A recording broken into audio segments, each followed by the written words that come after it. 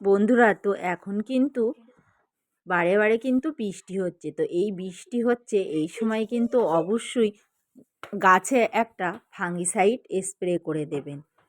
আর দেখুন, গাছে কিন্তু প্রচুর ফুলও ফুটেছে। আর এদিকে যে ছাদের সাইডে রাউন্ড দেওয়া হচ্ছে, তো আজকে পাটা মারা হচ্ছে।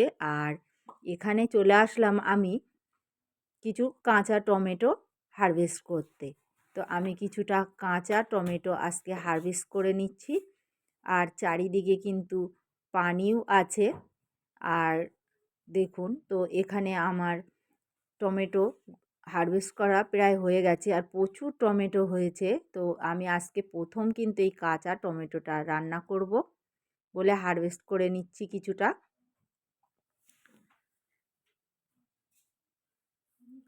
আর দেখুন, আমি হারভেস্ট করে নিয়েছি।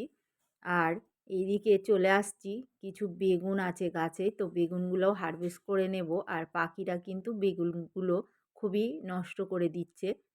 তারপরে আমি বেগুনের সাইজগুলো কিন্তু খুব সুন্দর হয়েছে। তো বন্ধুরা, আপনারাও ছাদ বাগানে অর্গানিকভাবে এইভাবেই আপনারাও সবজি বীজ বসানো শুরু করুন। যারা এখনও করেননি তারা করে ফেলুন।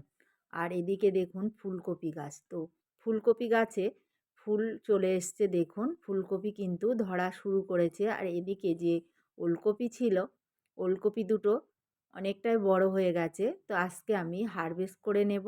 নেওয়ার পরে আমি কিন্তু এই গ্রো ব্যাগেই আবার সবজির চারা বসাবো। তো বন্ধুরা, আমি দেখিয়ে দিচ্ছি যে আমি কি চারা বসাবো সেটা। তো দেখুন, আমি তুলে নিয়েছি। আর কপির সাইজগুলোও কিন্তু খুব সুন্দর বড় হয়েছে। একেবারেই কিন্তু অর্গানিকভাবেই কিন্তু আমরা এইভাবে ছাদ বাগান থেকে পেয়ে যাচ্ছি। আর শীতকালে কিন্তু পোকামাকড়ের আক্রমণটা কিন্তু খুবই কম হয়। আর ততটা স্প্রে কিন্তু আমাদের করতে হয় না। তো দেখুন, লাল শাকের ভিতরে দুটো টমেটো চারা হয়েছে। আগের যে গত বছরের টমেটো ছিল সেই বীজটা পড়েই টমেটো গাছের চারা দুটো হয়েছে। তো আমি তুলে নিয়েছি। তুলে নিয়ে এবারে আমি বসিয়ে দেব। তো এখানে পালং শাকগুলোও কিন্তু অনেকটাই বড় হয়ে গেছে।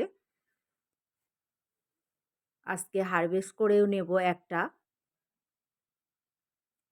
তো দেখুন, এই যে গ্রো ব্যাগ দুটো আছে, আমি মাঝখানে আবার বসিয়ে দেব। তো এখানে আজকে আর আমি নূতন করে কোনো খাবার বা মাটি দেব না। যে পুরনো মাটি আর খাবার আছে আমি সেখানেই বসিয়ে দিচ্ছি, কারণ কিছুদিন আগেই আমি গোবর সার দিয়েছিলাম। তো এই গাছ দুটো বসানোর পরে একটু রুডিং হরমোনের পানিটা দিয়ে দেব। এইভাবে বসিয়ে একবার বা দুবার দিলে কিন্তু গাছগুলো খুব সুন্দর মাটিতে কিন্তু সেট হয়ে যায়। তো দেখুন বন্ধুরা, বসানো হয়ে গেছে। তো অবশ্যই আপনারাও বসিয়ে ফেলুন।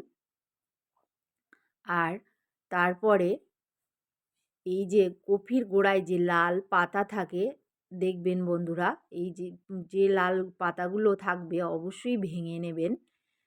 আর এখানে আমি চলে আসলাম পালং শাক হারভেস্ট করতে। তো দেখুন, প্রচুর বড় হয়ে গেছে। আর আমি তো পরশ পরশ পালং শাক বসিয়েই যাচ্ছি। আর আমরা সবজি যদি হারভেস্ট করতে চাই তাহলে কিন্তু একটার পর একটা বীজ আমাদের কিন্তু বসিয়ে যেতেই হবে। তাহলে আমরা পরশ পরশ কিন্তু সবজি হারভেস্ট করতে পারবো। তো এই অর্গানিকভাবে যদি এত সুন্দর সবজি আমরা পাই, বাজারে যেতে হয় না, তাহলে কিন্তু খুব সুন্দর হয়। আর এদিকে দেখুন, যে পাতাগুলো ছিল আমি এই যে গামলা আছে, গামলাতে আবার দিয়ে দিচ্ছি ডিকম্পোজ করার জন্য। আর কোকোপিট দিয়ে ডিকম্পোজ করলে কিন্তু খুব দ্রুত ডিকম্পোজ হয়ে যায়। এর আগের ভিডিওতেও আমি দেখিয়েছি। বন্ধুরা, এইভাবে পরস্পর লেয়ার করে দেবেন, দিয়ে তার উপরে কোকোপিট দেবেন। তো এবারে চলে আসলাম লঙ্কা হারভেস্ট করতে। তো এই সেই পুরনো গাছগুলো প্রচুর লঙ্কা দিচ্ছে। আর আমি তো এই লঙ্কায় হারভেস্ট করে যাচ্ছি। দেখুন, অনেকগুলো আবার পেকেও গেছে। আর ছাদে আমার কিন্তু একটু নোংরা আছে। আপনারা হয়তো বলবেন যে আপু পরিষ্কার করেন না। তো ছাদে কাজ হচ্ছে যেহেতু, বারবার তো পরিষ্কার করলেও হবে না। তো সেই জন্য আমি বেশি পরিষ্কার করতেও পারছি না। শুধুমাত্র আমি বীজগুলো বসিয়ে চারা তৈরি করছি। তো দেখুন এইভাবেই আমি কিন্তু অনেকগুলো লঙ্কা হারভেস্ট করে নিয়েছি। তো বন্ধুরা অবশ্যই আপনারাও লঙ্কা গাছ ছাদ বাগানে কিছুটা লাগান। আর তারপরে আমি নেব একটু লেবু। তো কিছু লেবু আমার পেকে গেছে আর গাছে কিন্তু প্রচুর লেবু ধরেছে। আমি আপনাদেরকে দেখিয়েও দিচ্ছি লেবু যে কতটা পরিমাণ লেবু ধরেছে। আর এটা কলকাতার পাতি লেবু, আমি আগেও বলেছি। আর যারা বসাতে চান অবশ্যই বসিয়ে ফেলুন। আর লেবু গাছের অনেক ভিডিও আমার দেওয়া আছে, আপনারা চাইলে দেখে নিতে পারেন। আর এইভাবেই লেবু গাছে কিন্তু পরশ পরশ ফুলও আসবে আর ফলও আমরা হারভেস্ট করতে পারবো। তো এরপরে দেখুন এখানে আছে তেজপাতা গাছ। তো আমি কিছুটা কাঁচা তেজপাতা নেব। আর এই তেজপাতা অনেকেই শুকনো করে মশলা হিসেবে ব্যবহার করেন।